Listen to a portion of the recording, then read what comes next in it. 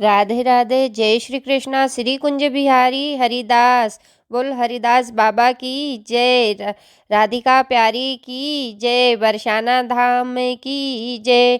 बाके बिहारी लाल की जय। वृंदावन धाम की जय।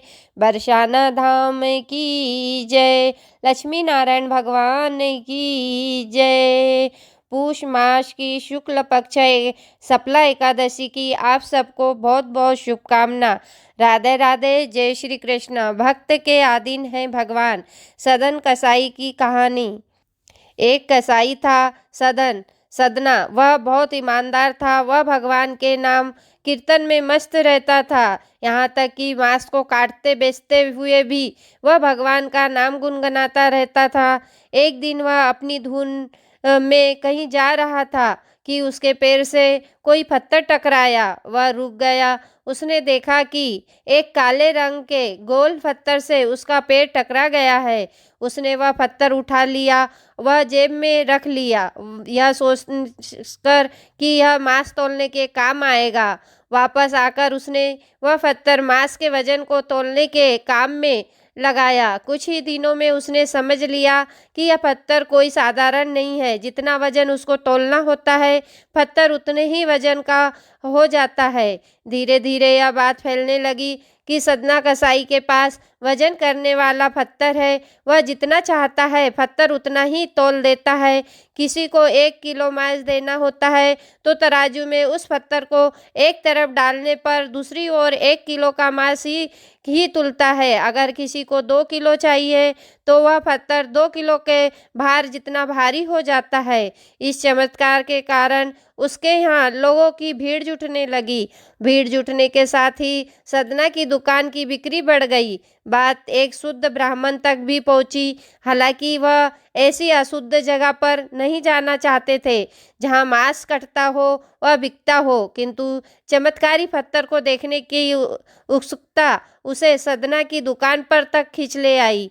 दूर से खड़ा हुआ सदना कसाई को मीट तौलते देखने लगा। उसने देखा कि कैसे वह पत्थर हर प्रकार के वजन को बराबर तोल रहा था। ध्यान से देखने पर उसके शरीर के रोए खड़े हो गए। भीड़ के छटने के बाद ब्राह्मण सदना कसाई के पास गया। ब्राह्मण को अपनी दुकान में आया देखकर सदना कसाई प्रसन्न हुआ और आश्चर्यचकित भी। बड़ी नम्रता से सदना ने ब्राह्मण को बैठने के लिए स्थान दिया और पूछा कि वह उनकी क्या सेवा कर सकता है। ब्राह्मण बोला, तुम्हारे इस चमत्कारी पत्थर को देखने के लिए ही मैं तुम्हारी दुकान पर आया हूँ। यह यूं कहे कि ये चमत्कारी पत्थर ही मुझे खींच कर तुम्हारी दुकान तक ले आया है।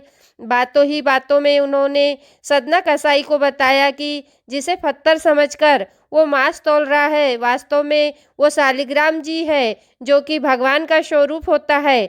शालिग्राम जी को इस तरह गले कटे मांस के बीच में रखना व उनसे मांस तौलवाना बहुत बड़ा पाप है। सदना बड़ी ही सरल प्रकृति का भक्त था।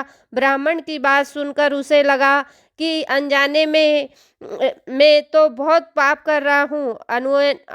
अनुनय विनय करके सदना ने वह शालिग्राम उन ब्राह्मण को दे दिया और कहा कि आप तो ब्राह्मण हैं, अंत आप ही इसकी सेवा परिचार्य करके इन्हें प्रसन्न करें। मेरे योग्य कुछ सेवा हो तो मुझे अवश्य बताए। ब्राह्मण उस शालिग्राम शिला को बहुत सम्मान से घर ले आए। घर आकर उन्होंने श्री शालिग्राम को स्नान करवाया, पंचामृत से अभिषेक किया, पूजा अर्चना कर आरंभ की।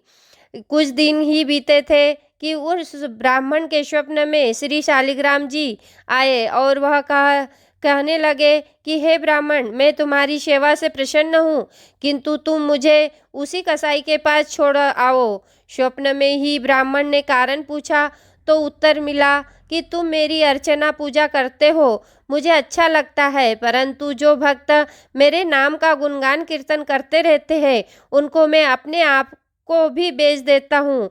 सदना तुम्हारी तरह मेरा अर्चन नहीं करता, परंतु वह हर समय मेरा नाम गुनगुनाता रहता है, जो कि मुझे अच्छा लगता है, इसलिए तो मैं उसके पास गया था। ब्राह्मण अगले दिन ही सदना कसाई के पास गया। वह उनको प्रणाम करके सारी बात बताई कि श्री शालिग्राम जी को उन्हें सौंप दिया। ब्राह्मण की बात सुनकर सतना कसाई की आंखों में आंसू आ गए। मन ही मन उन्होंने मांस बेचने खरीदने के कार्य को तिलांजलि देने की सोची और निश्चय किया कि यदि मेरे ठाकुर को कीर्तन पसंद है तो मैं अधिक से अधिक समय नाम कीर्तन करूँगा। राधे राधे। जय श्री कृष्णा। श्री कुंज बिहारी हरिदास।